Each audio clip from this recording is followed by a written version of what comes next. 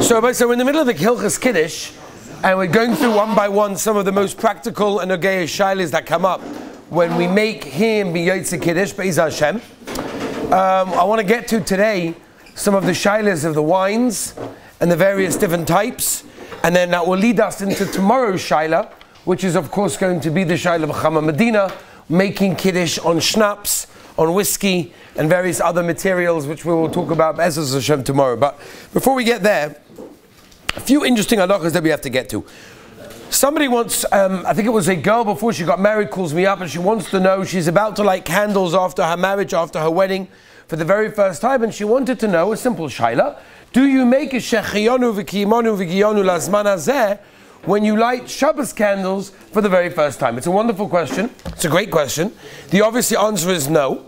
And the answer is no very simply because she lit candles every single week that she was alive. She just didn't do the meiser of lighting it. She was yotza with her mother, or wherever she was staying, who was lighting it. Now that is a famous yisoid, not so practical when it comes to Adlokas HaNeros, but for many of the mitzvahs, there's something called Shomea Ka'oina. Shomea Ka'oina means that when I hear something being said, it is ki'ilu, how it works. There's a rugged shavar about it. Maybe before Hilchas Megillah, we'll discuss it before Purim. Why specifically we have to say the Aseres Mei Homon in one breath? Why can't the Balkoris say it when he lines? Why is that not Yotza? That's a different shaila, yes? What about a ger? What about it? The first time she lights. Oh, wonderful question. Dubi, that's a beautiful question. That in a chanami, that you'd have to make the first time, that you'd have to make shechiyonu again. Beautiful question, Dubi, beautiful. But let's take, in a regular case, most people think that the first time they're lighting is when they are, and when they're getting married. It's not true. Or, okay, so, Shomea Ka'oina means that when someone says something and I'm listening, and of course he has in mind to be Yotza, and I have in mind to be Yotza, whatever it may be, so then I'm Yotza, even if I didn't say the words. Kiddush is no exception to that, which means when it comes to Kiddush, there's a chiyuv on every single yid in Klal Yisrael, over bar mitzvah, bas mitzvah obviously, to make Kiddush. Friday night, Shabbos day, there's a chiyuv to make Kiddush. Every single person here has a chiyuv every single Shabbos Kodesh to make Kiddush Friday night and to make Kiddush Shabbos day. The only thing is, many of us don't actually make Kiddush every single Friday night, or even Shabbos day for that matter. We yotze by the balabas, whoever it is that we're eating by, wherever we're eating by the Suda, that is generally who's going to be making Kiddush. So where does that come from? This comes from this inyan of Shomea Ka'oina. Now, it goes even further than that when it comes to Kiddush, and that is, the Tosfos Shabbos over here, the Levoshe Srod and others, there's dafka inyan for one person to make Kiddush and everyone else to listen to that Kiddush. Now we know there's a klal, right? The Gemara in Kiddushin tells us, mitzvah bo yosem mishluchai. That whenever you can get someone else to do a mitzvah, that's wonderful. But I would rather do it by myself. Because it's always better to perform a mitzvah by myself than get somebody else to do it. Moti, you with me? Right, makes sense. So why can't I make Kiddush myself? Says the Tosfos Shabbos amongst many other achronim as well. And they say because over here we have a Beroiv Am Hadras Melech. That means the more people that are standing around, the more people that are listening to the Kiddush, that is Beroiv Am Hadras Melech. That meinu that the Rabbeinu Shalom Kaviyachal has more covered when one person makes Kiddush than if everyone makes their own Kiddush, because many people are listening to that Kiddush, being maskim to that Kiddush, and that is better over there in that case. Now, with that being said, we know that there are many minhagim in Klal Yisrael, and like I said, if you remember the last Kiddush I gave, I said specifically that if there are different minhagim, I am not here to talk about minhagim, and if someone comes from a minig from their home, which is a clear minig, go with your minig. Go with your minig. And the same thing is over here. There's a minig of many Chassidim do this, is that they make their own Kiddush. Right? Again, I Beroiv Am in a Chanami, but that's their minig, that each one makes their own Kiddush, and that's what they do, and that's wonderful. Everyone should keep their own minig wherever they come from in their homes, whatever their father does, but Okoponim, there's no shaila about it. If you don't have a minig, then everyone listening to Kiddush together and one person saying it to be Moitzi da Olam, that's Beroiv Hadras Melach in that case. Let's move on, Rabbi Sai, as I said, we're not going to go into all the various different minhagim of people that listen to Kiddush, have a kos in front of them, whatever it is. These are old minhagim, which we're not going to get into. The regular normal minig that most people, I think, in this room have pretty much is that one person makes Kiddush and everybody listens to them. Again, if you have a specific minig not that way, then obviously that's what you will do. Now the question is, who has to drink from the kos shel Kiddush? So over here, we have Lamaisa, three shitas in the Rishonim. What exactly we do, and this is very, very practical, halacha Lamaisa, is there an inyan to drink from the kos shel Kiddush? For example, Shabbos day when we make Kiddush here in the yeshiva, is there an inyan to take and to taste from the kos shel Kiddush, from the kos shel Bracha? Or is it enough that you heard the Makadesh, the one that made Kiddush, and you're Yaitse, now you have a Mazonis, whatever. We'll talk about Kiddush Mokav Suda when we get to that at the end of the week maybe. But the idea is that I don't have to taste from the kos shel Kiddush, right? Duvi, you with me on this question? Yeah. It's a gavaldige kasha. Do we or do we not have to taste? So we have the Shitas HaGaonim. Azaria, Shitas HaGaonim. The Shitas HaGaonim is that the person who made Kiddush has to drink, and if he does not, no one is Yaitza. Now this could be very negay, by the way. If let's say, this is a negay shaila, for example, during the 9 days. During the 9 days, there's a halacha that you're not allowed to drink wine or grape juice.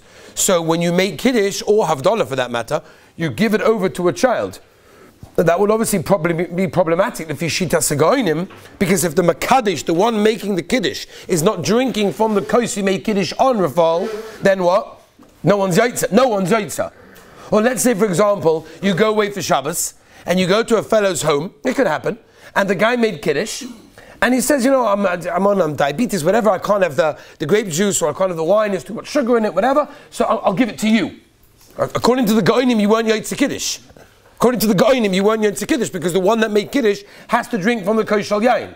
If he didn't, no one is Yaitza. 1 second, we'll talk about that. Shitas HaRosh, second Shita.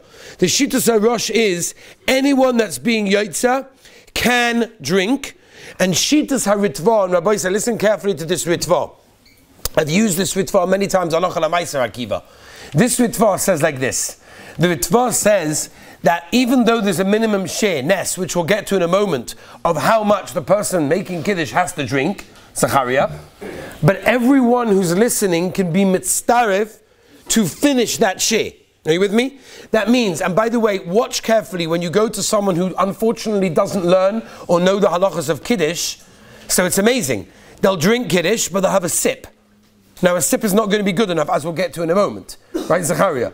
A sip is not good enough. You have to have a minimum share, which we'll get to.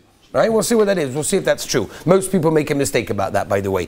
But Al Kaponim Ben, in the regular case, the Ritva comes off with a gavaldige kula, which we have to know, Tully, because we have to do this sometimes. Imagine you go to someone's house and they take a sip, and you're looking at the guy, and he's taking a little sip, and you're like, you don't know Hilchas Kiddush, do you? Now we have a problem. Because if he's Shitas HaGaonim and others, if he didn't drink the minimum share, I'm not Yaitse Kiddush. What am I going to do, make Kiddush again? All right, so I could make Kiddush again, I guess. But I don't want to embarrass him and say, I didn't like your Kiddush. Can I do it myself? I like my wine a little bit better. I put it by my seat.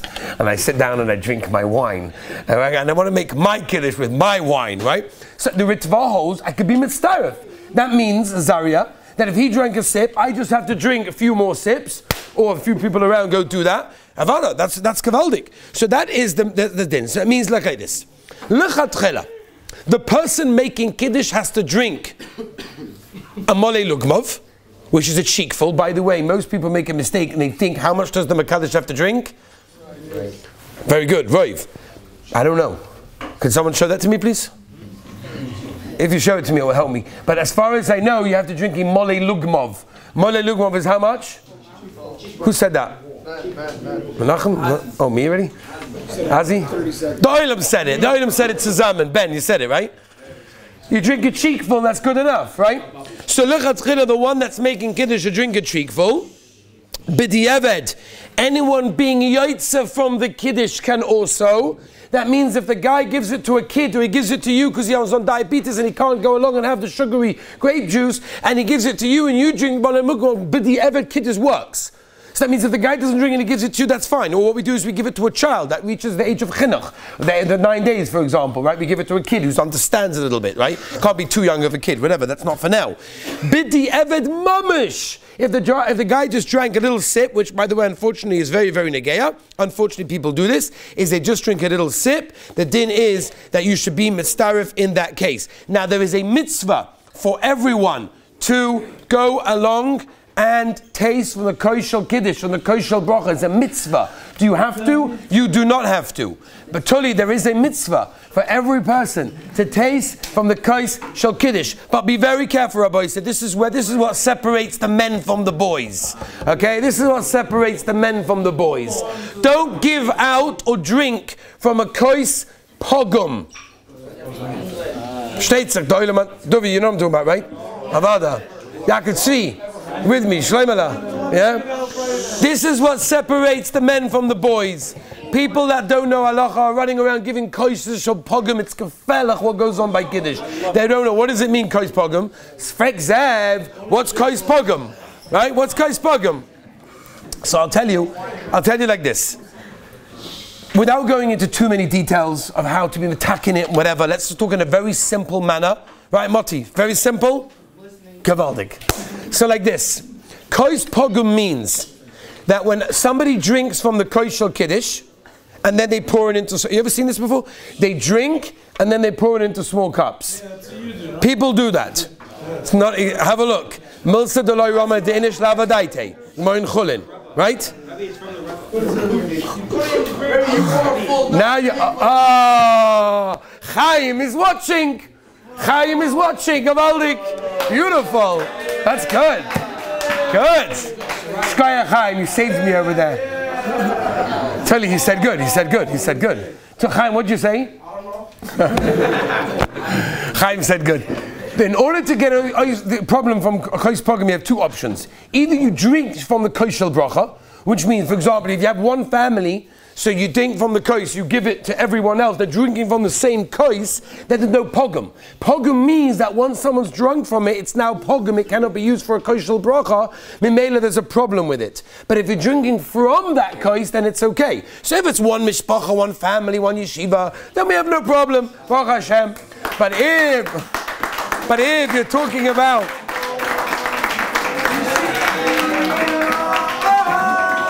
I know, it's not a fundraising video, I'm allowed. Okay. All right. Anyway, so now the problem of kois pogum, that I can see, is if you take the kois, you drink from it, so it's kois pogum, and now you pour it into little koises, that's kois pogum. Don't drink from that. The mitzvah to drink from the kois is either from the koshel bracha itself, or before he drank, Chaim, before someone drinks, they pour out some and then they drink, and from there they distribute it.